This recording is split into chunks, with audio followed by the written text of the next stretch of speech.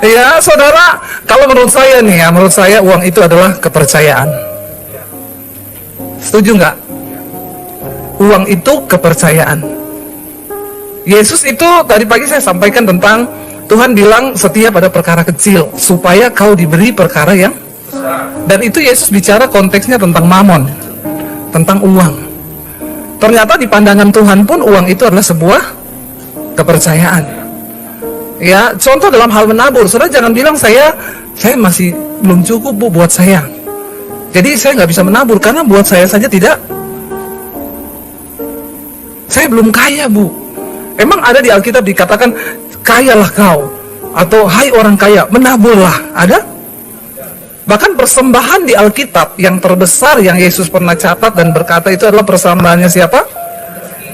Janda miskin, bukan janda.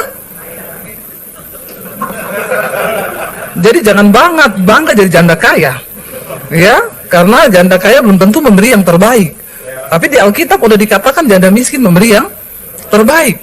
Jadi kalau saudara bilang saya belum kaya, ya maaf saudara, nilai pemberian kita itu dinilai Tuhan itu bukan dari jumlah, tapi dari sikap. Karena uang adalah sebuah kalau kita mau dapat kepercayaan yang besar, maka kita harus setia pada kepercayaan yang kecil. Ya, saya bersyukur hari ini Tuhan memberkati keluarga kami. Dan saya tahu ya itu bukan karena kuat gagah kami, tapi itu hanya karena ketaatan pada firman. Karena ada upah bagi orang-orang yang taat melakukan firman.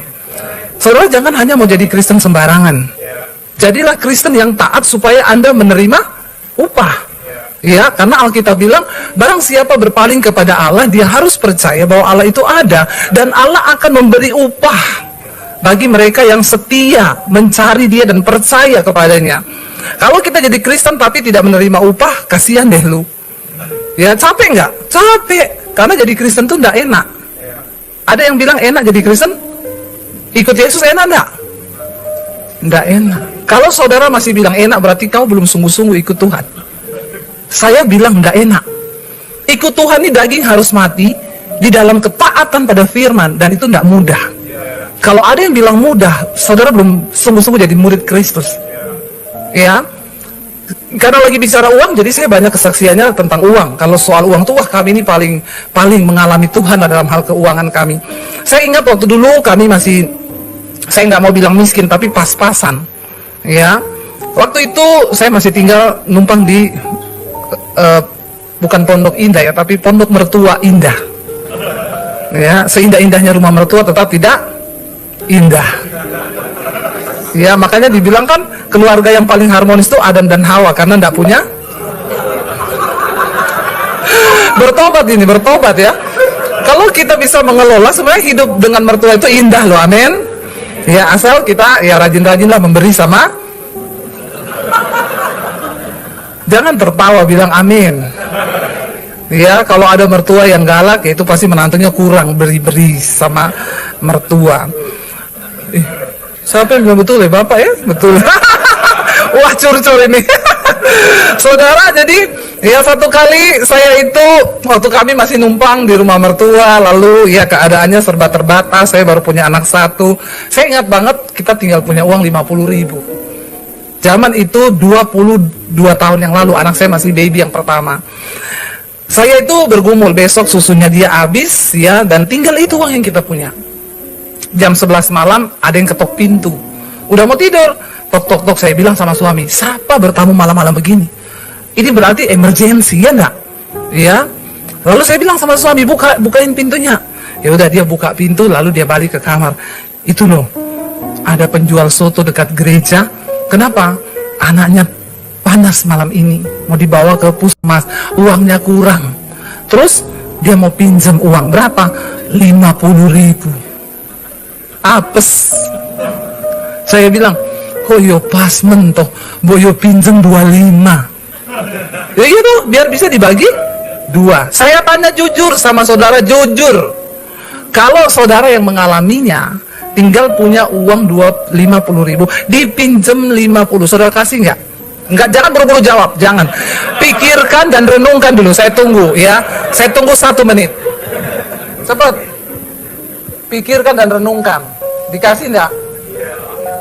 Ya, Pak Yosua jujur, tidak dikasih. Yang lain, nggak usah pura-pura sok rohani. Dikasih apa enggak? Ampuni mereka Tuhan. Sepakat semuanya nggak kasih. Ya, tadinya saya juga begitu. Itu tandanya kita masih manusia daging. Saya bilang sama suami, berhikmat. Itu kan bahasa yang kita sering pakai toh. Padahal karena pelit. Tapi berhikmat. Saya bilang besok anak kita susunya habis, tinggal 50.000 uang kita. Kalaupun kasih, ya separuh aja. Karena saya punya prinsip gini, kalau orang udah pinjem, saya tidak akan harap ganti. Makanya kalau kasih, kasihlah sesuai takaran imanmu. Jangan kau kasih yang melebihi takaran imanmu. Nanti kau berdosa. Tagih utang di sosial media. Orang Kristen itu banyak. Gaya sih oke, bayar dulu utang. Itu banyak itu saya lihat. Statusnya nggak jadi berkat. Ya, tagih utang di media sosial. Tahun berganti tahun, utang tahun lalu belum dibayar. Ngapain lo nyindir-nyindir begitu? Orang dia aja dikejar debt collector, nggak tersinggung, apalagi cuma statusmu di Facebook. Makanya kalau kasih pinjam sesuai takaran iman, nggak usah harap ganti supaya tidak berdosa. Ya dia pinjam 4 juta, takaran imanmu 2 juta, kasih, relakan. Ya minggu depan balik lagi, jangan kasih. Loh iya nggak? Itu berarti sudah memanfaatkan kita. Ya kita harus jadi orang yang bermanfaat, tapi jangan mau Lalu saudara, dia pinjam, saya bilang sama suami, enggak lah besok susu anak kita habis kok. Suami saya bilang gini, aku terserah kowe. Nek kowe ngomong kasih, tak kasih. Nek ndak, ya ndak. Dia cari tempat aman. Ya supaya kalau ada dosa, dosanya di saya. Saya tahu begitu ya. Kaum Adam itu begitu. Akhirnya saudara, ya saya, ya udahlah saya bilang, ya gimana ya? Akhirnya saya kan tertuduh juga. Saya bilang, saya berdoa sih no, ya jangan lama-lama itu orangnya, anaknya udah demam loh. Saya tanya Tuhan, tiba-tiba ayat bicara. Tuhan tuh bicara, saudara jangan bayangkan Tuhan tuh, nggak usah ya, itu sesat. Ya Tuhan tuh nggak harus begitu. Ayat yang pernah kau baca itu diingatkan. Tuhan kalau bicara nggak keluar dari firman. Ya kalau udah keluar firman tuh sesat. Apalagi tunggu asap-asap muncul. Ya tiba-tiba muncul. Tuhan kau kayak itu bukan, aku anggur cap orang tua. Ya pemabok sih ya, yang muncul anggur cap orang tua. Ayat muncul saudara di hati saya, kesusahan sehari cukup untuk sehari, besok ada kesusahannya sendiri. Saya bilang sama suami, ya udah ya, jangan menahan kebaikan dari orang yang patut menerimanya, karena Allah yang menyediakan benih untuk penabur. Kamu hanya penabur benih dari Tuhan. Ya udah saya bilang sama suami, kasih aja lah. Ya saya udah nggak mau pusing lah, biar kasih aja terserah. Ya dia bilang minggu depan dia ganti, nggak usah harap ganti. Ya udah dikasih sama suami saya. Haleluya, besok nggak boleh ngeluh nggak punya uang. Besoknya suami saya bilang, aku ada pelayanan ini, mau ikut nggak? Ya dia waktu itu kan main musik. Saya bilang, daripada bete di rumah, ya mending ikut aja, lumayan dapat makan gratis. Waktu itu di Solo acara full gospel. Ya udah saya ikut saudara. Anak saya waktu hari itu tak kasih minum teh, sama itu loh, masak nasi, air berasnya itu dikasih gula dikit, dia minum. Ya, tetap ada gizi lah ya. Udah saya ikut ya.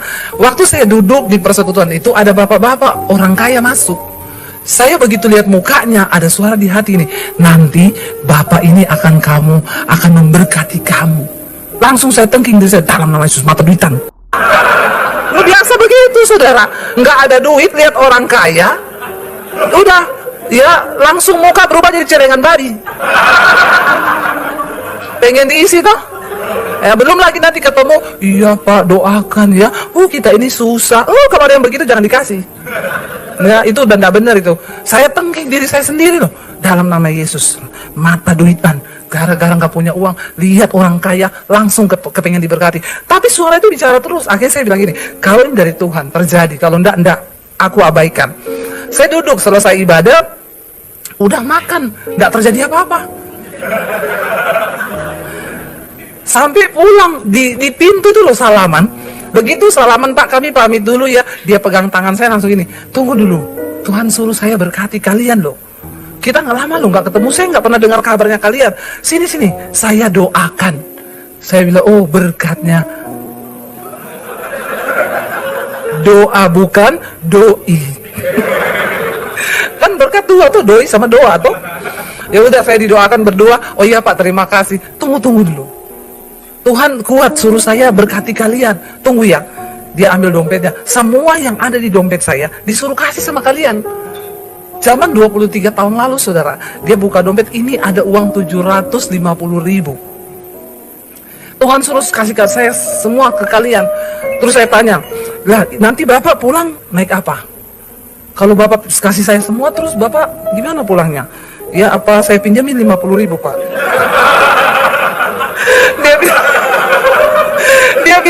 Dia bilang, enggak lah, bukan, saya ada sopir di bawah. Oh iya, aman ya Pak ya. Saya masih mikirin loh sama dia, saudara. Oke Pak, terima kasih ya. Udah mau turun tangga, udah dia mau naik mobil, kita kan naik motor waktu itu ya. Naik motor. Tunggu dulu, ada nomor rekening BCA enggak? Ada Pak. Berapa ya? Enggak hafal. Rekening harus dihafal. Jangan enggak.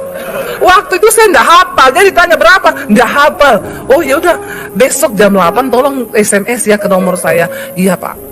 Saya tunggu jam 8 persis. Ada orang dijanjiin gitu, jam 5 pagi dia udah SMS. Jam 8 pagi dia tanya, udah transfer Pak? Ini kan kebangetan, ini baru mata duitan. Jadi orang yang mau berkat itu kayak dikejar-kejar utang, saudara. Udah transfer.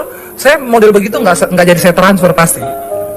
Saudara, akhirnya jam 8 saya kasih, Pak, ini nomor rekening Bapak tadi malam. Oh iya, terima kasih. Jam 10 dia telepon. Ibu sama Bapak di mana? Di rumah. Bisa ke bank BCA yang dekat sini? Oh iya Pak. Ya saya cuma mau kasih tunai aja karena saya mau sampaikan sesuatu. Kita ketemu, dia pegang amplop coklat. Bu, ini saya nggak tahu ya, tapi ini Tuhan suruh loh. Saya baru kali ini begini loh. Jangan terima kasih sama saya ya, sama Tuhan ya. Ini saya disuruh Tuhan, ada uang 10 juta. Nggak tahu, Tuhan gerakan itu 23 tahun lalu, saudara. 10 juta itu, DP rumah aja 5 juta. 10 juta banyak nggak? Banyak. Dia kasih, saudara. Ya, saya tuh waktu pulang, saya bilang sama suami gini, tadi malam, kalau kita nggak pinjemin Bapak itu uang 50.000, mungkin kita nggak lihat mujizat ini hari ini. Lo bener nggak, saudara? Kemurahan Tuhan itu terjadi ya karena ada alasan. Ingat ya, berkat Tuhan, kasih Tuhan itu tidak bersyarat. Saudara bikin dosa, saudara minta ampun, diampuni sama Tuhan karena Dia mengasihi. Ya, tapi berkat itu ada syaratnya. Alkitab berkata, ya kalau kita berjalan di dalam barisan depan kita kebenaran, maka kemuliaan Tuhan mengikuti. Yesus bilang, carilah dahulu kerajaan Allah dan kebenarannya, semua akan ditambahkan. Amin. Jadi Bapak Ibu, jangan cuma tepuk tangan toh ya. Orang Kristen tuh kalau tepuk tangan pinter, kenceng. Ya, tapi nggak simpan di hati, pulang lupa semuanya, nggak dilakukan. Ya, nggak penting tepuk tanganmu itu. Yang penting taruh di hati, lakukan. Jadi saya melihat gini, tidak mungkin kita ini kalau dianggap Tuhan tidak setia dalam perkara kecil, bisa dikasih perkara besar, itu tidak mungkin. Kenapa, saudara? Saya pengen kita baca ayat dulu yuk.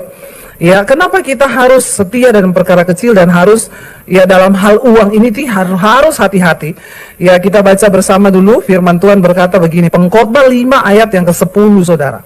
Pengkhotbah pasal yang ke-5 ayat yang ke-10, kita baca dengan suara yang keras ya. Tolong baca Alkitab. Saya tahu banyak yang tidak baca Alkitab ini. Jadi di gereja kita baca sama-sama. Sudah baca Pengkhotbah 5 ayat 10, 1, 2, 3. Siapa mencintai uang tidak akan puas dengan uang, dan siapa mencintai kekayaan tidak akan puas dengan penghasilannya. Amin. Siapa mencintai uang, dia tidak akan puas dengan uang, dan siapa mencintai kekayaan tidak akan puas dengan penghasilannya. Berapapun penghasilan yang didapat, tetap tidak puas. Bahkan ada orang-orang waktu masih miskin, dia baik, rajin menabur. Setelah kaya, ini orang kok tambah kaya, tambah pelit. Ya, karena dia mencintai kekayaan. Jadi tidak pernah puas dengan penghasilan. Siang jadi malam, malam jadi siang. Tadi pagi saya sampaikan tentang kalau kita ini cinta uang, saudara, kita habiskan banyak waktu untuk berburu uang. Kita lupa keluarga, kita lupa kesehatan, sampai akhirnya banyak orang kehilangan arti karena dia salah memandang uang itu. Ya, keluarga hancur. Tadi pagi saya sampaikan, menjadi orang yang diberkati dengan orang kaya itu dua hal yang berbeda. Karena kekayaan saja belum tentu datang dari Tuhan. Ya, saudara ke Gunung Kawi bisa kaya, bisa, tapi Anda tidak diberkati. Ya, karena banyak orang kaya tapi tidak diberkati. Hidupnya nggak ada damai sejahtera, marah-marah tiap hari, uangnya banyak tapi tiap hari marah. Uangnya banyak, tiap hari stres. Ya, uangnya banyak. Saya pernah makan sama pengusaha kaya, makan marah-marah terus, saudara. Saya makan enak, yang bayar dia lagi. Ya, tapi dia, halo, kan saya sudah bilang itu, atur dong. Bagaimana caranya sih? Tutup. Baru mau makan, itu gimana? Kamu telepon dong si ini. Saya bilang, Pak, maaf ya, Bapak itu kaya, tapi tidak diberkati. Jadi Bapak perlu berdoa supaya menjadi orang yang berkati. Ya, kalau saudara kaya, maaf, setan juga bisa kasih kekayaan kok. Semakin Anda buru, Anda bisa semakin dapat. Tapi Anda makin jauh dari Tuhan, jauh dari keluarga. Karena itu uang tidak bisa menjadi jaminan kebahagiaan dalam hidup manusia. Ya, saudara besarkan anakmu dengan uang tok, ya makanya anak-anak narkoba. Ya, mereka jatuh dalam pergaulan yang tidak benar. Ya, karena kau pikir uang adalah Tuhan. Dalam hidup ini, saudara, kalau kita menganggap uang itu sebagai sebuah kepercayaan, maka kita harus berhati-hati. Karena dengan jelas dikatakan di sana tadi, barang siapa mencintai uang, tidak akan puas dengan uang. Semakin banyak dapatnya, dalam nama Yesus, tidak keluar-keluar lagi. Kalau sudah masuk, pantang keluar. Orang kikir tidak mendapat bagian dalam kerajaan surga. Saudara nggak bisa masuk surga kalau kikir. Ya, kenapa hidup kita sering terkutuk? Banyak orang Kristen itu hidupnya terkutuk tapi dia nggak sadar. Ya, orang yang kaya di hadapan Tuhan tidak pernah dinilai dari berapa banyak yang saudara miliki, tapi berapa banyak yang saudara bisa tabur. Saudara, itu ketika saya masih pas-pasan diuji Tuhan, cuma punya 50.000. Sama Tuhan disuruh kasih 50.000, itu ndak gampang, tapi kami lulus ya. Berapa bulan yang lalu kami ini sudah diberkati. Tadi pagi saya banyak cerita bagaimana Tuhan memberkati kami dengan hal-hal yang supranatural ya dalam hal keuangan, dan banyak generasi sekarang tidak lagi percaya dengan mujizat. Ya, sangat disayangkan kau ikut Tuhan, tapi kau tidak percaya hal-hal yang tidak masuk akal itu Tuhan sering kerjakan dalam hidup kita. Kalau kau cuma berjalan dengan kekuatan pikiran, andalkan ijazahmu, mati saudara, mati. Ya, kenapa? Tantangan zaman semakin luar biasa. Sekarang yang namanya AI itu menggantikan semua kepintaran manusia. Ya, cipta lagu bisa tinggal pakai AI, suruh apa desain rumah. Ya, tolong desain saya rumah ukuran segini-segini, keluar saudara, nggak bayar, cuma bayar aplikasinya doang kan. Tapi kita lihat sekarang tenaga manusia banyak digantikan sama robot. Ya, bahkan istri-istri juga di Jepang sudah diganti sama robot. Ya, pria Jepang menikah dengan robot setelah 8 kali bercerai. Ditanya, kenapa kau menikah dengan robot? Istri itu cerewet, ngabis-ngabisin duit, makanya saya nggak mau. Saya pilih nikah sama robot, diem nggak cerewet, tapi kalau koslet mati kau. Karena sekarang robot di Jepang didesain canggih, bisa berhubungan loh, benar-benar kayak manusia. Ya, tapi kan ya inilah ya saudara. Jadi kita kalau cuma andalkan kekuatan kita nggak bisa. Kita perlu Tuhan. Kita perlu kejar kepercayaan dari Tuhan. Waktu kita dapat dipercaya, Tuhan berikan hal-hal yang supernatural. Tadi siang saya bersaksi, kami dikejar debt collector, nggak bisa bayar rumah. Secara ajaib Tuhan menyelesaikan dengan caranya. Apa yang saya lakukan? Cuma nangis di kaki Tuhan. Tapi kalau orang-orang sekarang dengar enak banget ya, cuma berdoa. Kok ya bisa? Lah kau tidak percaya, makanya tidak terjadi. Amin. waktu kau percaya ada satu kuasa yang sanggup menyelesaikan setiap masalahmu yang tidak bisa lagi kau pikir dengan kekuatan manusia. Di sana saudara ada tangan yang bekerja tanpa batas di luar pikiran dan jangkauan manusia. Saya tuh kalau mau cerita mujizat Tuhan terlalu banyak dan terlalu wow. Ya, ketika saya bangun studio saudara, di tengah masa pandemi yang tadinya kami mau jual rumah tidak jadi, akhirnya kami beli rumah. Ya, dari yang mau jual rumah Tuhan berkati jadi beli rumah. Ya, lalu kami beli rumah dua, satu buat studio, satu buat tinggal. Waktu pembangunan rumah selesai, kami beli sebelahnya untuk studio saudara buat syuting. Ketika lagi pembangunan studio ini, ya suami saya panggil satu kenalannya, ya anak Tuhan juga untuk percaya sebagai pemborong. Ternyata ketika bangun, saya terakhir store uang 300 juta untuk beli keramik segala macam, keramiknya nggak dibeli. Saya sudah curiga. Akhirnya ketika kami tanya, dia bilang nota hilang semua. Lu gimana kok bisa kerja nota nggak ada, kan kamu harus bertanggungjawaban. Ya nanti saya cari-cari dulu. Lah terus sekarang mana? Ayo saya antar ke toko keramik. Duitnya nggak ada dan ternyata ditinggal begitu saja.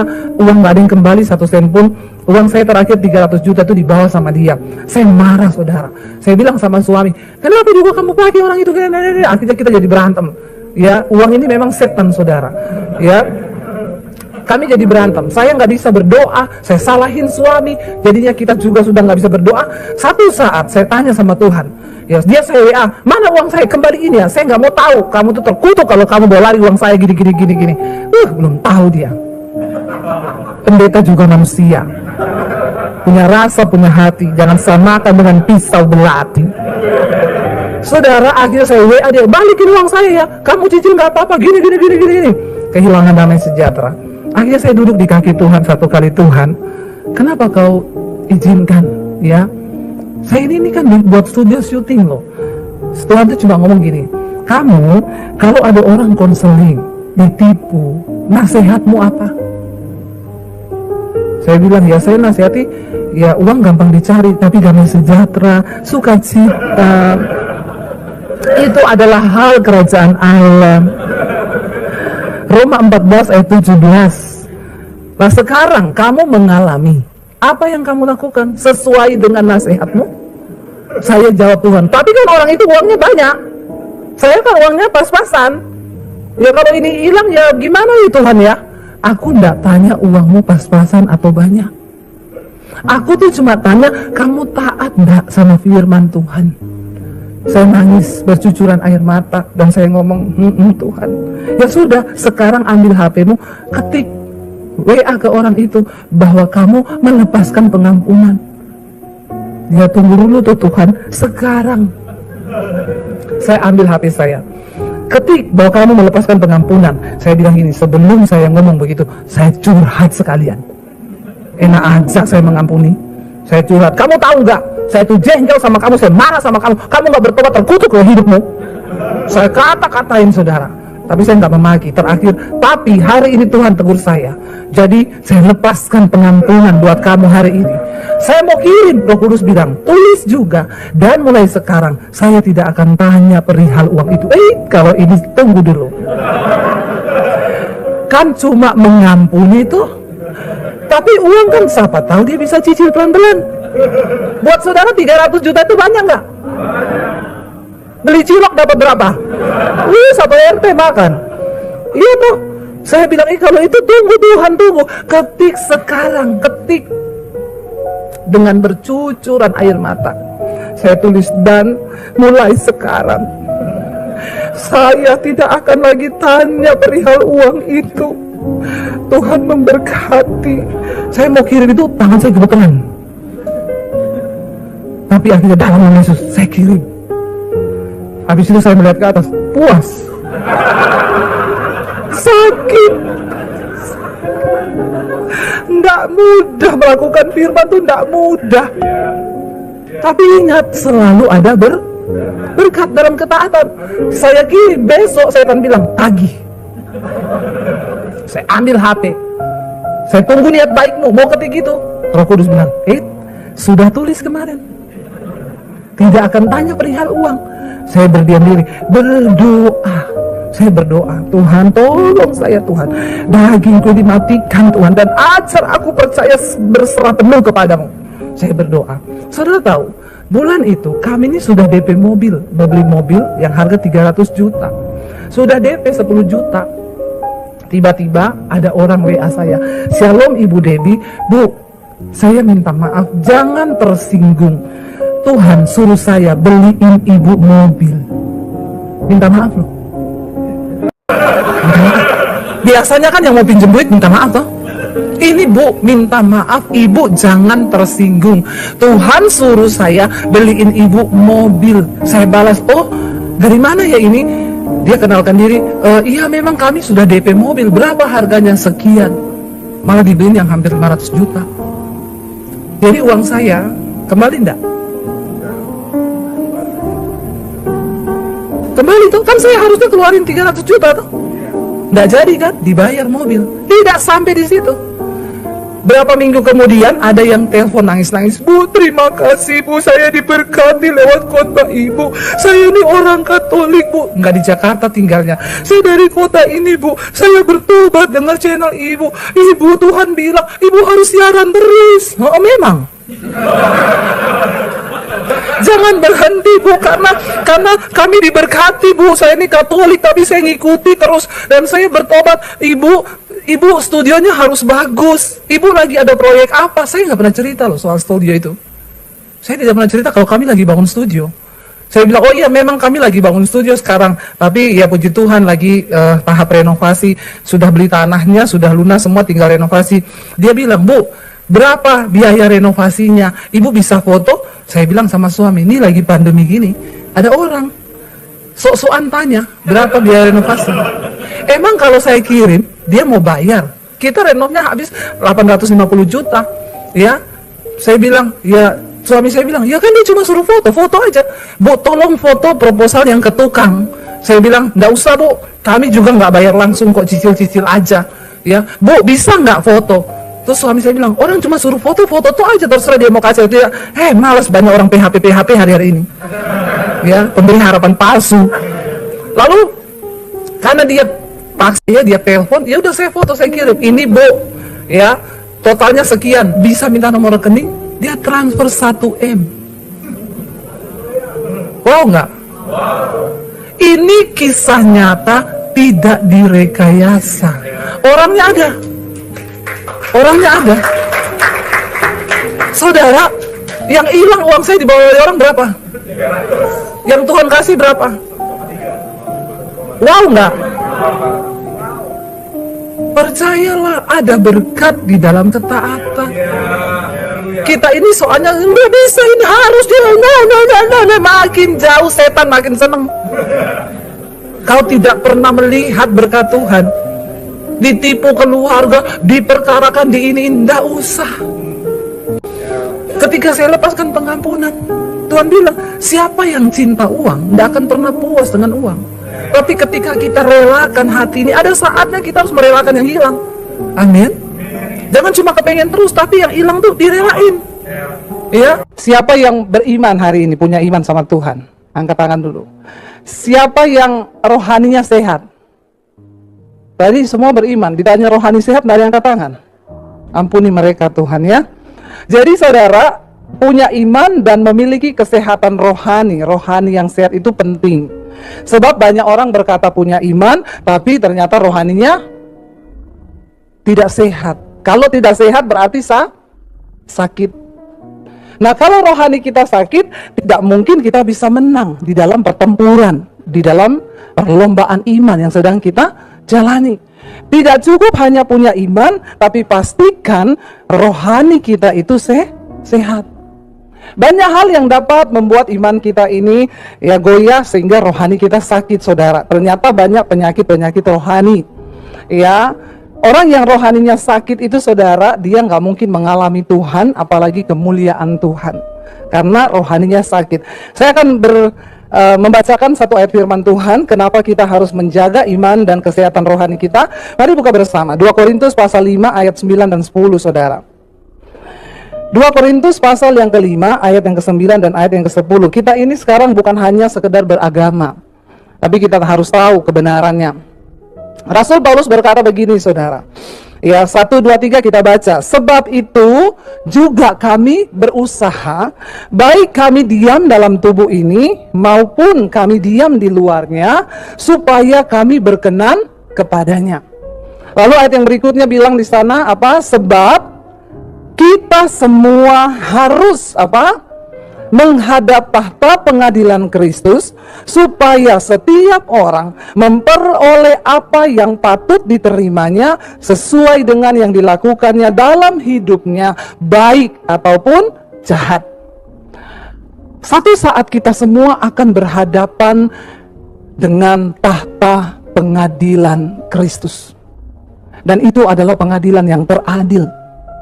Kalau pengadilan manusia masih bisa tidak adil, iya nggak Bapak Ibu? Banyak ketidakadilan yang terjadi.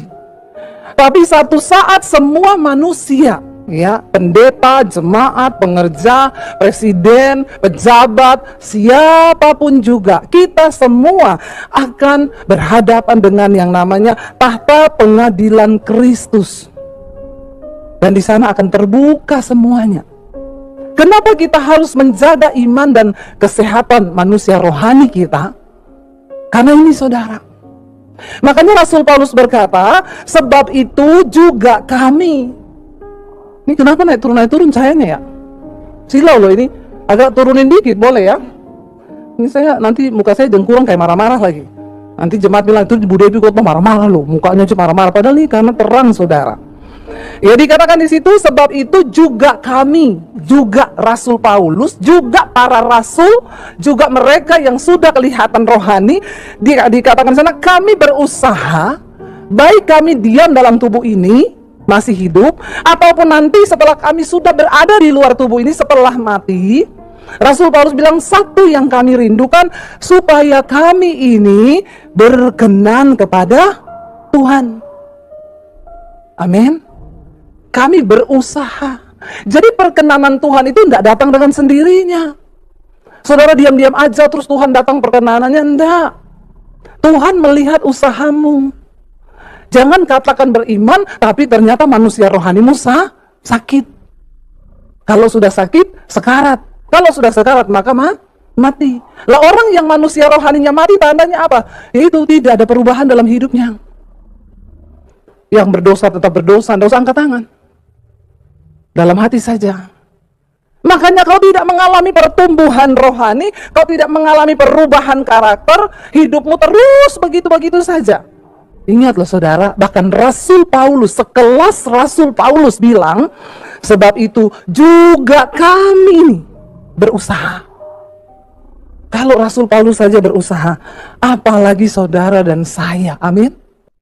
Jangan sampai kita ini sudah mengaku percaya, tiap minggu ke gereja, bahkan pelayanan, tapi ternyata hidup kita tidak berkenan. Jangan ya nak ya. Jangan ya dek ya. Hanya yang muda yang mengerti ini. Yang tua-tua nggak ngerti, nggak ngikuti. Jangan sampai kita ini akhirnya tidak mendapat perkenanan Tuhan. Bilang, jangan ya. Bilang kanan kirimu, jangan ya. Saudara, lalu apa yang harus kita lakukan supaya manusia rohani kita ini sehat, supaya iman kita terjaga sampai Tuhan datang? Kita ini dalam perkenanan Tuhan. Bisa nggak kita ini tetap dalam perkenanan Tuhan sekalipun di dunia ini banyak masalah, banyak dosa yang datang menggoda kita? Bisa nggak kita ini berkenan sama Tuhan? Menurut saudara bisa nggak? Yang bilang bisa angkat tangan. Yang bilang tidak bisa, angkat tangan. Yang bingung, angkat kaki. Semua bingung. Ya, bersama Tuhan bisa. Ya, bilang, aku bisa. Nggak usah pakai yura. Aku bisa gitu. Yuk kita buka. Filipi 4 ayat yang keempat mulai. Yuk. Filipi 4 ayat 4. Ini cara supaya manusia rohani kita tetap sehat, saudara. Filipi 4 ayat yang keempat mulai di sana dikatakan, baca dengan suara yang keras, bersukacitalah senantiasa dalam Tuhan. Sekali lagi ku katakan, bersukacitalah. Tanda orang yang memiliki kehidupan rohani yang sehat itu, dia selalu bersukacita. Selalu bersuka cita. Coba senyum saudara, senyum dong. Muka saudara ini tegang semua loh. Saya jadi keringetan nih khotbah ya. Coba senyum, nah itu bersuka cita. Ya, orang yang kehidupan rohaninya itu sehat, ya, itu dia selalu bersuka cita. Jangan merengut. Ya, orang itu yang merengut terus itu, nah itu manusia rohaninya sakit itu. Ya, tetapi ketika kita ini hidup bersuka cita, diulangi loh saudara, bersuka citalah senantiasa dalam Tuhan. Sekali lagi ku katakan, bersuka cita. Kita bersuka cita di mana? Dalam Tuhan. Jangan pernah bersuka cita karena hartamu banyak. Orang kalau suka citanya karena duitnya banyak, maka kalau duitnya habis hilang suka cita. Ada yang masih duitnya aja masih ada, sudah tidak suka cita. Rugi saudara, rugi ya. Kenapa? Jangan taruh sukacitamu pada hal-hal yang tidak kekal. Uang, kekayaan, jabatan itu semua bisa hilang. Bersukacita itu dikatakan di dalam Tuhan. Ketika kita hidup dekat dengan Tuhan, maka ada sukacita. Dan Alkitab berkata, orang yang hidup bersukacita senantiasa, dia dapat menanggung segala persoalannya. Amin. Kenapa? Sebab sukacita dari Tuhan itu adalah kekuatan. Ya, jangan saudara menaruh harap pada harta sehingga engkau bersukacita kalau cuma punya uang.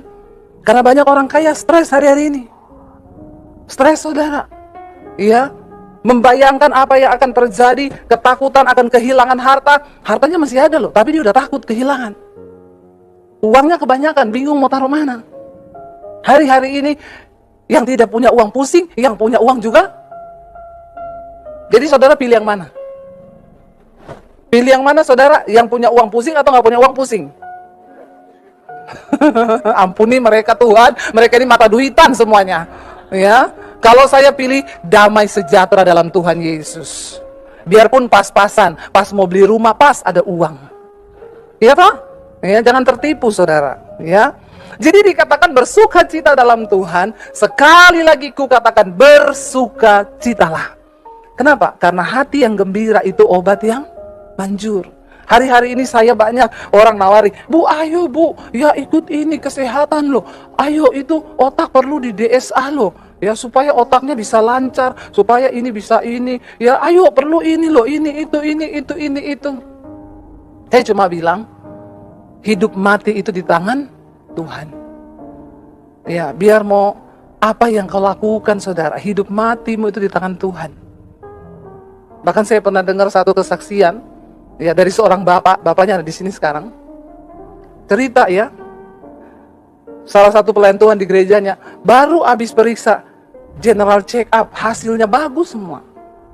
Kolesterol bagus, darahnya bagus, semua bagus. Lagi WL, lagi ngomong siapa yang mau bersaksi. Lagi nunggu, jatuh di mimbar mati. Baru keluar hasil check up-nya loh. Sehat semua loh. Ya Pak ya? Itu benar. Ya. Jadi saudara, dari sini kita melihat yuk. Kita tinggal di dalam Tuhan. Bersukacita di dalam Tuhan. Kapanpun kita mati, enggak masalah. Yang penting kita di dalam Tuhan. Tinggalkan dosa. Ya, jangan bersukacita karena yang lain. Apalagi bersukacita karena ada selingkuhan. Nah ini lebih parah lagi nih. Bapak-bapak hati-hati ya. Jantung berdebar cepat. Jadi bertobat ya, jangan gara-gara itu terus mati. Ayat yang kedua saudara, kita baca ayat yang kelima. Di sana dikatakan, hendaklah apa? Kebaikan hatimu diketahui semua orang, Tuhan sudah dekat. Kalau bicara Tuhan sudah dekat nih, kira-kira apa saudara? Kiamat? Dia nomor 1 kiamat. Nomor 2 Tuhan sudah dekat itu apa? Ini bicara tentang hari kematian. Hari Tuhan jatuh atas hidupmu.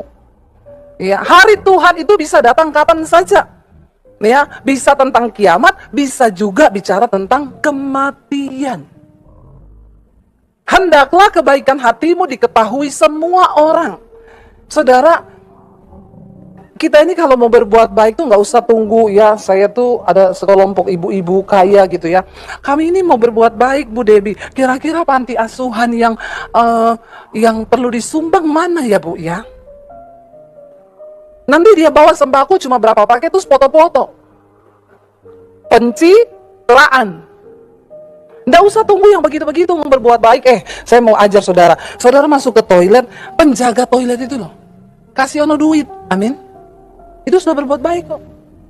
Ya, sopir di jalan ada orang yang butuh, itu sudah berbuat baik. Ada keluargamu yang nggak bisa sekolah, sekolahin, itu sudah berbuat baik. Nggak usah mau pencitraan. Hendaklah kebaikan hatimu diketahui semua orang, Tuhan sudah dekat.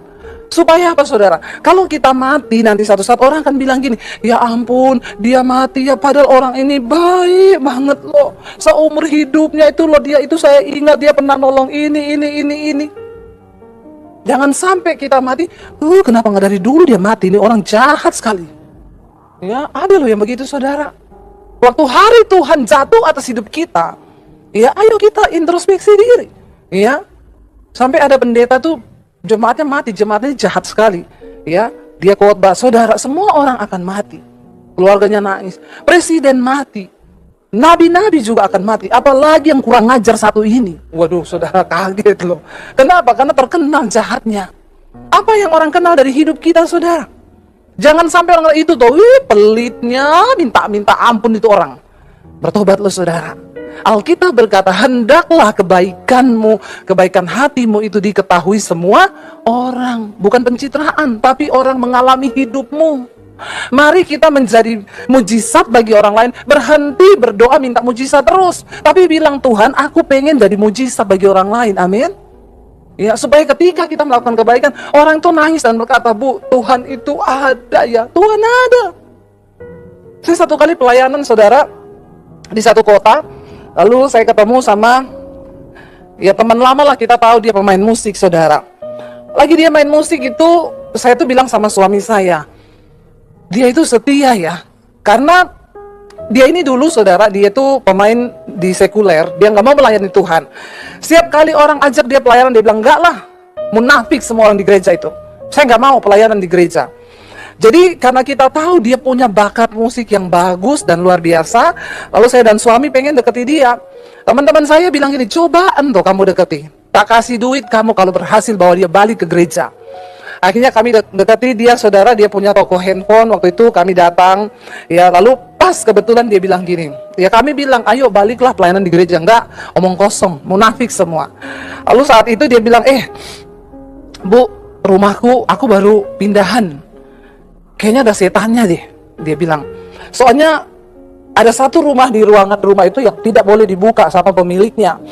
Tapi anakku ini kan masih kecil, setiap kali lewat di situ teriak-teriak, katanya ada opa.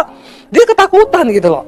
Lalu saya bilang, nah ini saatnya kamu mau setannya pergi, ya kita persekutuan ya di rumahmu ya. Oh iya boleh, kita datang. Saya bilang karena setan itu hanya bisa diusir dengan hadirat Tuhan. Lalu kita datang saudara, kita buat persekutuan, saya berdoa. Ya kita doakan ruangan itu, kita doakan, saya bilang sekarang saya sudah mendoakan. Tapi kalau kita pulang, kamu tidak bertobat, ya nanti setannya balik lagi. Diajak yang lebih jahat lagi. Jadi sekarang, ya kamu harus bertobat. Nggak bisa hanya taruh iman sama pendeta. Karena yang setan dia itu imanmu di sini. Oh gitu ya, terus apa ya, kamu harus bertobat. Bertobatnya gimana? Ya kamu ada dosa nggak? Gini. Ya waktu itu dia perokok keras saudara ya. Terus ini rokoknya ya itu juga buang aja rokok itu, temannya setan loh ya. Jangan melihat saya seperti itu para perokok. Biasa aja mukanya. Lalu saudara akhirnya ya dia nggak mau waktu itu, apa sih hubungannya setan sama rokok, nggak ada lah gini. Ya udah kita cuma mengingatkan. Akhirnya ya puji Tuhan dia bilang, puji Tuhan loh sejak didoakan itu anakku nggak pernah nangis lagi kalau lewat di situ, udah enak lah auranya. Jadi kita persekutuannya setiap minggu kami datang saudara persekutuan. Lalu cuma share, kita cuma saya sama suami bawa gitar, dia satu keluarga. Lalu dia mulai share lah di situ, aku ini ada dosa. Apa? Saya ini kan toko handphone. Setiap kali ada bus datang dari Jakarta, itu nanti ada yang datang ke tempat saya ini, bawa satu karung barang hasil curian, copet di bus. Oh dia udah nggak tahu, ini semua ada handphone, laptop, apa bayar aja 15 juta, ya satu karung saudara. Ya dia langsung ambil, dia bayar. Lalu dia cerita sama saya, dia bilang, tapi kok sekarang saya nggak sejahtera ya, sejak dengar firman. Ini artinya rohaninya sehat nih. Kalau orang nggak sehat itu dosa jalan terus. sejahtera terus. Dia bilang, saya kok nggak sejahtera sekarang ya. Terus, tapi kalau saya stop, terus saya pemasukannya dari mana? Saya bilang, kamu ini mau cari hidup yang saat ini saja, atau kamu pengen hidup kekal? Buat apa kamu punya uang, terus kamu kasih makan anak istrimu uang yang tidak halal begitu? Kalau saya pilih mending miskin. Terus dia bilang, lah terus bagaimana? Ya kamu berdoa, saya juga nggak bisa paksa. Besoknya dia telepon, kita berdua udah Bu, saya sudah putuskan, saya tidak mau lagi ambil barang itu. Saya mau berdoa sama Tuhan, biar Tuhan berkati. Dan satu lagi, tadi malam saya dibangunkan, katanya tengah malam. Saya bangun tengah malam, tiba-tiba ada yang suara bilang, baca Alkitab. Saya baca, saya dapat Roma pasal 12, tubuhmu itu bait Allah, bait Roh Kudus. Langsung saya diingatkan, stop rokok. Akhirnya dia stop, ya, dia berhenti rokok. Saya bilang, amin, puji Tuhan. Saudara, ketika akhirnya dia bertobat, ya, memang ya kelihatannya usahanya itu sepi, nggak kayak dulu. Tapi di tengah kesepinya itu, dia justru malah bisa beli rumah. Dia bersaksi, puji Tuhan loh. Tuhan berkati saya dengan hasil yang benar. Dari situ saya lihat dia tetap pelayanan. Sampai akhirnya berapa bulan lalu saya ketemu dia ketika pelayanan dengan suami. Saya bilang sama suami gini, dia masih setia ya, melayani Tuhan loh. Ya iya. Waktu pulang itu, saya tanya, anakmu gimana? Udah kuliah sekarang, gini-gini, udah gede ya, karena kita nggak ketemu udah puluhan tahun. Sampai di hotel, saya bilang sama suami gini, saya ini digerakkan loh, ngasih dia sejumlah uang. Terus suami saya jawab, ya kasih aja tapi nggak usah sebanyak itulah. Ya dia juga pasti sudah punya uang lah, dia gini. Jadi saya bilang saya dapat dari Tuhan tuh sekian, tapi suami saya bilang, ya nggak usah, kasih sekian aja, ya karena dia juga udah punya kerjaan. Bener, akhirnya saya kurangi lah. Besoknya itu saya WA dia, Mas bisa minta nomor rekening nggak? Dia tanya, buat apa dulu? Jangan karena kasihan sama saya. Enggak, saya bilang, ini saya disuruh Tuhan. Beneran kamu disuruh Tuhan, bener? Saya bilang, iya. Saya enggak semua begini loh. Baru kali ini juga saya tuh tiba-tiba begini. Apa yang kamu ditaruh Tuhan di hatimu? Saya cerita sama dia, kamu ngomong dulu, kamu ada pergumulan nggak hari ini?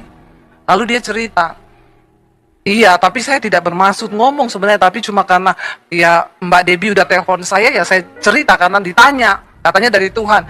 Saya tuh lagi bergumul memang. Anak saya itu besok jatuh tempo bayar kuliahnya sekian. Dan itu cocok dengan yang Tuhan taruh di hati saya. Saya bilang sama suami saya, benar toh, Tuhan tuh tidak pernah salah. Akhirnya saya transfer ke rekeningnya dia, saudara. Dia tuh nangis dan bilang begini, tahu ndak? Aku malam itu sudah berkata, aku tidak mau pelayanan lagi di gereja. Karena aku mau kembali ke sekuler untuk cari uang. Dan aku bertanya, apakah Tuhan itu masih ada? Saya bilang, berarti ini bukti bahwa Tuhan itu ada loh.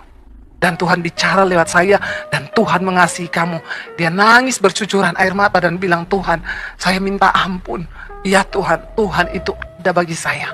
Saudara, seringkali kebaikan yang kita lakukan itu buat kita tuh kadang tidak seberapa loh. Tapi waktu kita punya kepekaan, untuk apa kita hidup? Ayat nih berkata, hendaklah kebaikan hatimu itu diketahui semua orang. Ya, dan kalau ngasih itu nggak usah difoto ya. Tuhan suruh saya transfer, terus dia upload, nggak perlu. Tapi orang tahu, dan dia bilang gini, terima kasih ya Mbak, terima kasih ya Mas, dia panggil kita Mbak sama Mas. Karena kalian sudah menjadi mujizat bagi saya secara pribadi. Saudara, berhenti hanya meminta mujizat sama Tuhan, tapi berdoa, Tuhan jadikan aku ini mujizat bagi orang lain, amin. Jangan pelit, bilang kanan kirimu, jangan pelit. Bertobat, itu tanda bahwa manusia rohanimu itu sehat. Kalau kau rajin berbuat kebaikan, itu tanda manusia rohanimu itu sehat. Tapi orang pelit, tidak masuk surga. Ada ayatnya, cari sendiri di rumah. Kita lihat ayat berikutnya, saudara. Ayat yang ke-6 di sana dikatakan, bagaimana supaya manusia rohani kita sehat? 1, 2, 3. Janganlah hendaknya kamu khawatir tentang apapun juga, tetapi nyatakanlah dalam segala hal keinginanmu kepada Allah dalam doa dan permohonan dengan ucapan syukur. Orang yang manusia rohaninya itu sehat, tidak gampang khawatir. Yesus berkata, dengan kekhawatiranmu, engkau tidak bisa menambahkan apapun pada jalan hidupmu. Jadi daripada khawatir, lebih baik mengucap syukur. Orang yang rajin mengucap syukur tidak akan khawatir. Sebaliknya orang yang suka khawatir tidak pernah bersyukur. Jangan khawatir. Hendaknya kamu jangan khawatir tentang apapun juga. Kalau dikatakan tentang apapun juga berarti tentang apa? Semua. Tentang hidupmu, anakmu, tentang pekerjaanmu, tentang uangmu. Jangan khawatir, kata Alkitab. Ya, lalu bagaimana? Ya, kuncinya dikatakan, nyatakanlah dalam segala hal keinginanmu kepada Tuhan. Kalau mulai khawatir, saya ini kekhawatiran terbesar sekarang saya ini apa, saudara? Saya berdoa buat jodoh anak-anak saya, supaya mereka tidak salah pilih orang. Tapi kadang-kadang kalau saya sudah khawatir, saya berdoa, Tuhan, aku tidak mau khawatir, aku percaya Tuhan punya rencana bagi anak-anakku, dan Tuhan berproses sendiri bagi anak-anakku. Karena itu aku serahkan mereka ke dalam tanganmu, jodoh mereka dalam tanganmu, di dalam nama Tuhan Yesus. Lepas sudah beban saya. Soalnya kalau kita khawatir terus, saudara, ya, ibu-ibu kalau kau khawatir terus tentang suamimu, ya, itu dia, dikit-dikit telepon. Pak, video call, Pak. Lagi di mana, Pak? Video call. Ya, akhirnya suami itu kasihan ya. Kenapa? Kita nih khawatir terus mikir nih suami di mana, mau jadi satpam bagi suaminya. Tadi barusan ada ibu cerita sama saya, suami saya selingkuh, Bu. Dia bilang, saya hari ini ada acara di kantor ini. Saya datang nih kantornya. Capek nggak ibu-ibu? Ya, doakan saja suamimu, Tuhan, aku serahkan suamiku dalam tanganmu. Kalau dia macam-macam, hajar dia, Tuhan. Amin, ibu-ibu. Itu doa terbaik. Hajar Tuhan. Ya, nggak apa-apa. Siapa yang suruh? Alkitab yang suruh. Karena firman Tuhan bilang, Tuhan itu menghajar orang yang dikasihinya. Nah, kalau suami kita masih dikasihi, dihajar. Tapi kalau sudah nggak dikasihi, mati serangan jantung lagi selingkuh. Nggak usah dimata-matain, ibu-ibu. Kau capek, khawatirkan suamimu terus. Ya, ada ibu-ibu sudah tua, umur 70, datang sama saya, Bu, saya mau cerai sama suami saya. Ibu umur berapa sekarang? 70. Terus ibu mau cerai ngapain? Dia selingkuh, Bu. Biarin aja, Bu, dia selingkuh. Bentar lagi juga dia mati. Yang penting kan ibu jangan cerai. Ibu ingat anak-anak ibu. Nggak usah cerai. Alkitab bilang anak-anakmu nanti jadi anak-anak cemar. Doakan saja. Udah tua juga ngapain cerai, coba saudara? Bingung nggak kita? Ya itu juga bapak udah 70 masih selingkuh itu loh. Heran saya kegatelan. Bertobat ya. Tengking itu loh gatel dalam dirimu tuh. Ya udah nggak usah pakai bicara basa-basi sekarang ini. Orang Kristen nih bolak-balik dosanya cuma itu terus, saudara. Saya tuh nggak pernah loh ada orang datang konseling, Bu Debbie, doakan Bu, saya mau dibunuh, Bu, karena nama Yesus. Nggak ada. Nggak ada yang datang sama saya, Bu, doakan Bu, karena nama Yesus saya diusir. Nggak ada. Konselingnya itu apa? Bu, suamiku selingkuh, Bu, pinjol. Itu tuh terus aja bolak-balik di situ. Ya, terus yang saya bingung juga, ini orang konseling terus, saudara.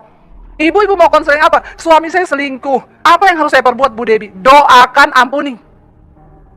Cuma itu, Lah ibu maunya apa? Saya bilang cerai gitu. Kagak. Doakan. Udah tua 70 mau cerai, saudara. Ya, aduh ya, bingung kita. Makanya kalau ada masalah, duduk aja di kaki Tuhan. Datang di kaki Tuhan, serahkan khawatirmu kepada Tuhan, nyatakan semua keinginanmu kepada Tuhan. Ya, kalau kau ingin suamimu dihajar, ya bilang, Tuhan, aku pengen Tuhan, suamiku hajar Tuhan. Nggak apa-apa. Ya, kepada Allah dalam doa dan permohonan dengan ucapan syukur. Jangan lupa tapi bilang, Tuhan, aku bersyukur Tuhan. Apapun yang aku hadapi hari ini, Tuhan turut bekerja mendatangkan kebaikan di hidupku. Saya percaya banyak kekhawatiran di hati kita, saudara. Apalagi di akhir zaman ini. Tapi mari kita sungguh-sungguh menyerahkannya kepada Tuhan. Ya, bingung kan? Akhir-akhir ini banyak berita yang, aduh nanti mau gerhana matahari, mau apa? Badai matahari, mau meledak semua. Nanti internetnya mati, listrik mati. Ya terus kalau listrik mati, internet mati, data-datanya hilang, uang di bank hilang. Nah, bingung semua. Saya bilang nggak usah terlalu dipikirin. Ya kalau sudah waktunya kiamat, ya datanglah segera Tuhan Yesus toh. Siapa yang mau Tuhan cepat datang? Ampuni mereka Tuhan. Mereka ini betah sekali di dunia. Ya, siapa yang mau Tuhan cepat datang? Angkat tangan. Tidak ada loh, satu pun loh. Mana Pak Konrad ini? Ini bahaya loh, saudara. Alkitab bilang kita ini orang-orang yang mempercepat waktu kedatangan Tuhan. Karena kalau tidak dipercepat, maka semuanya akan binasa. Ya, saya berdoa kita semua cepat-cepat siapkan diri supaya kita siap menyambut kedatangan Tuhan. Yang terakhir dikatakan begini, saudara. Baca bersama yang terakhir, ya. Damai sejahtera Allah, belum yang terakhir, yang kedua terakhir. Damai sejahtera Allah, apa? Yang melampaui segala akal akan memelihara hati dan pikiranmu dalam Kristus Yesus. Kalau kita melakukan tadi itu semua, bersukacita, berbuat baik, tidak khawatir, berdoa, mengucap syukur, maka ini yang terjadi. Damai sejahtera Allah yang melampaui segala akal pikiranmu. Hari-hari ini banyak orang gak damai. Banyak yang tidak bisa tidur. Ya, nggak bisa tidur. Tiap malam Bu, saya ini nggak bisa tidur. Kenapa? Apalagi anak-anak muda sekarang. Banyak anak muda nggak bisa tidur. Makanya sekarang, ya, penderita diabetes di kalangan anak-anak muda naik drastis. Anak-anak kecil. Ya, kenapa? Banyak yang sakit. Stres, nggak bisa tidur.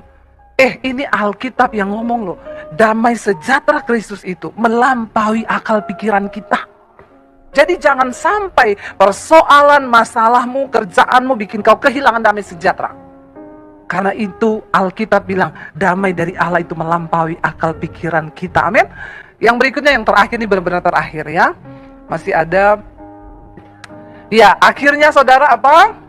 Semua saudara-saudara, semua yang benar, semua yang mulia, semua yang adil, semua yang suci, semua yang manis, semua yang sedap didengar, semua yang disebut kebajikan dan patut dipuji, pikirkanlah semuanya itu. Katakan, amin. Kalau pikiran kita udah mulai kacau, saudara, katakan ini, saya itu kalau sudah iblis itu menanamkan banyak pikiran yang bukan dari Tuhan, saya tarik napas sejenak, saya bilang, akhirnya semua yang baik, semua yang manis, semua yang patut dipuji, yang disebut kebajikan, pikirkanlah semuanya itu. Supaya pikiran kita ini tidak liar. Sehingga banyak dosa akhirnya berkembang di dalam pikiran kita. Kenapa saudara? Karena kita harus yang ayat 9, ini benar-benar terakhir. Ayat yang ke-9, karena jemaat itu senang kalau dibilang terakhir. Makanya belum terakhir, saya bilang terakhir. Ayo baca sama-sama yang terakhir. Ini yang benar-benar. Dan apa yang telah kamu pelajari, dan apa yang telah kamu terima, dan apa yang telah kamu dengar, dan apa yang telah kamu lihat padaku, lakukanlah itu, maka Allah sumber damai sejahtera akan menyertai kamu. Saudara, kita diminta bukan hanya melakukan, tapi apa yang kita terima dari firman Tuhan harus kita bagikan buat orang lain. Karena di luar sana masih banyak orang yang sedang berjalan kepada kebinasaan. Dan tugas saudara dan saya ceritakan tentang Tuhan dalam hidup mereka. Hari-hari ini tuaian itu menguning saudara. Hari-hari ini tuaian itu siap dituai. Ayo kita punya kepekaan anak-anak muda. Tuhan mau pakai hidupmu loh. Layani teman-temanmu yang gak bisa tidur itu. Ya. Kalau dia datang ngomong, aku hari-hari ini gak bisa tidur. Jangan saudara ngomong gini, sama saya juga. Ya ngapain ya? Banyak begitu sekarang. Aku hari-hari ini stres. Sama, aku juga stres. Ya kata psikolog aku stadium 3, aku 4. Ya Tuhan, apa yang sedang terjadi ya? Tapi ayo, ya bilang, kamu gak bisa tidur, coba putar lagu rohani, dengerin khotbah. Ya, dan hari-hari ini benar saudara, tuaian tuh menguning. Ingat, waktu Tuhan Yesus datang, dia nggak tanya berapa deposit.